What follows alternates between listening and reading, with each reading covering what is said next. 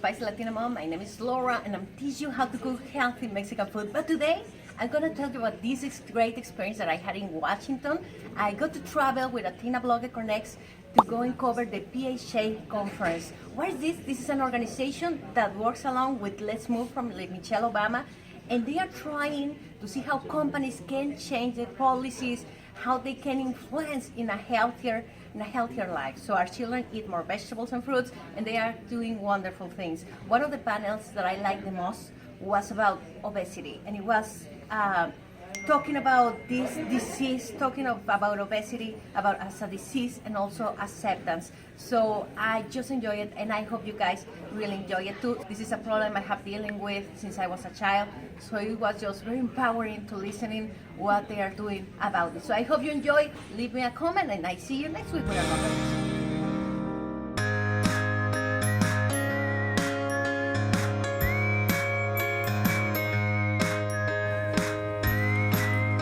So much. We are absolutely thrilled to be here with an amazing room full of advocates and people working so hard. The turning point for me was one day. It was a beautiful, beautiful spring day. I had the windows open, and he was about 2 years old, and he was just toddling around the house. And I went into the kitchen, and I came back, and I could not find him. So I opened the door, and there he was, on the sidewalk. He's maybe about 20 feet away from me, and he smiled, and he took off running. And I ran after him, but I couldn't catch him. When I think about it, I can remember the pain in my knees, in my ankles, in my joints, and just my body heaving and trying to catch up with my child, and I couldn't. It was the scariest thing that I've experienced as a parent. Luckily, a neighbor just happened to come out at the same time, and he caught him. But it hurts me to think that I was so trapped in my body that I couldn't do what I needed to do for my child. Patty, I know your experience is very different. Would you share with the group? Sure. I don't remember a time when I wasn't overweight. My obesity started in childhood, and along with it did the bullying and ridicule. From kids, from family members, and institutional bullying as well. I have a very vivid memory of, I think I was in 3rd grade, of the school nurse coming in with the big scale, weighing all the students in front of each other, announcing everyone's weight, and when she compared mine to the old height weight charts, she said, "You're fat, you need to lose weight." In front of all the other students and my peers, and at that age, all you want to do is fit in. So that was the beginning of one of my earliest memories of institutional bias. And you think it's going to get better as you get older. It doesn't, it just gets meaner. And you try every diet in the world, you lose some weight, you regain it, and you gain some more than when you started. And you start this, for me, it's been a spiral of shame and failure. Society, the medical community, your peers, your friends and family, they all tell you it's up to you, it's your fault. If you could just eat less and exercise more, you'd conquer this obesity thing. Well, it's not that simple. As Camille said, it's a very complex condition. And many factors play into it, and it's only been in this decade of my life, I'll let you guess which decade it is, that I have found adequate treatment for my obesity, and Scott is my obesity specialist. And with his help and his team's help, I've lost a significant amount of weight. And I think what he and his team have brought to me is a non-judgmental atmosphere. No judgments. They get it. They get how obesity affects my life. He gets how complex the whole thing is, and they don't shame, ridicule, or blame me for it.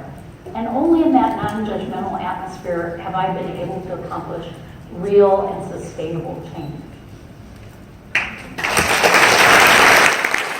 You bring a unique personal perspective. You want to share that? Yeah, I grew up a big kid like Patty, and I remember the shaming and the teasing and such. I won't belabor that point. Patty tells it very well. What I particularly remember when I think back to my childhood was the first diet that I went on. So I was a young teenager. I was fed up. I wanted to lose weight. And I had absolutely no idea what to do. I didn't know who to ask. I didn't know where to go. I didn't know where to get help. And one day, I realized that when I get really involved in something and really focus on something, I don't think about food. I don't think about eating. So that became the core of my first ever diet. I would keep myself really, really busy and focused on something, on anything during the day, and just try not to eat anything. Try not to eat until dinner or even after dinner. And then even if I ate a lot at night, I figured I couldn't do enough damage to make up for all the calories I saved during the day. Let me just point out, it wasn't anorexia at all. It was desperation. It was confusion. And so, of course, it's a silly diet. It doesn't work. I might have lost a few pounds over the course of a month or so, and then it was done. But it really sets for me a motivation for what I do now. That was 30 years ago almost. Even today, though, very few people have a place to go. They don't have a person to talk to. They don't know where to get help with this. And so I'm an obesity doctor. I help people with nutrition and diets and medical treatments and so forth. But at the core, what I really consider myself doing is being a place and a person that people can go so that they're not alone with this, and so that we can figure out together a way forward. So Scott, bias against people with obesity has been described as a socially acceptable form of discrimination. And I wonder if you could share with us a little bit about what you see in this regard, what you've experienced. Yeah, I see a lot of this, and I do a lot of research around this as well. One of the most common things I see is I'll talk to a parent, for example, who comes to me as a doctor for his or her daughter, say, and they'll say something like this: she's obese, but really she's a nice person. How to navigate this new world. You have more energy, you're more vibrant, you're more social, you're able to go out and do all these things. Why don't you want to do that? Why don't you want to keep doing that? And I think it comes back to, it's so different. I think it would be actually as different as me going to bed black and waking up white. You'll have better credit, they said. They won't follow you around the stores, they said. But I don't want that. I want to go back to what it is that I know and the experiences that I understand. So I think in addition to lots of physical things that make it difficult to escape obesity, there are a lot of emotional things as well. Patty, did you want to add anything to that? Well, I think that there's a huge emotional component and psychological component that I think often gets overlooked, as Keisha has suggested. And people with obesity need support. I have a friend who was diagnosed with breast cancer.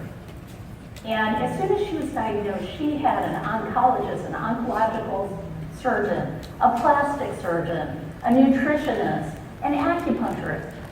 All the support came to her. She wasn't blamed, she wasn't shamed, she wasn't judged because she had breast cancer. That's what we need with obesity. We need support. We need all of your support. And I think the dialogue is finally changing. And the reason I think we can make more progress is because all of you are here today. You're all here talking about things you can do to create a healthier environment, healthier lifestyle for people, and especially for children with obesity. And I applaud the work you're doing, and I encourage you to continue. So guys, this is your chance. We have a room full of people who are devoting their energies to this subject. And as we wrap up, what thought, and Scott, I'll give you the first crack, what thought would you like to leave with them? When I talk to policymakers, one of the core messages I try to leave them with is that there's no magic bullet solution to obesity. Thinking that there is sort of like a patient thinking that there's a magic diet that's going to solve the problem. And yet, so often, not just in obesity, policymakers tend to fall into one-off solutions that are going to solve the whole problem. There are none. We need to respect the complexity of obesity. We need to respect the people who have to live with this sometimes very terrible health condition. And we need to be thinking about it in a broad, multi-dimensional way, similar to how we're going to hear about it, I think, throughout the day today. But that's the single biggest bottom line message I want to give. Patty? Respect. Respect people with obesity.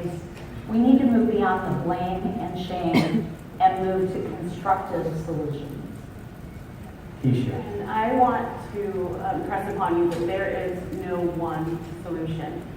Each person that is afflicted with obesity needs an individualized solution that works for them. I just want to thank you for being out there, and I can see in your faces how closely you've listened and how much you care about what you're doing.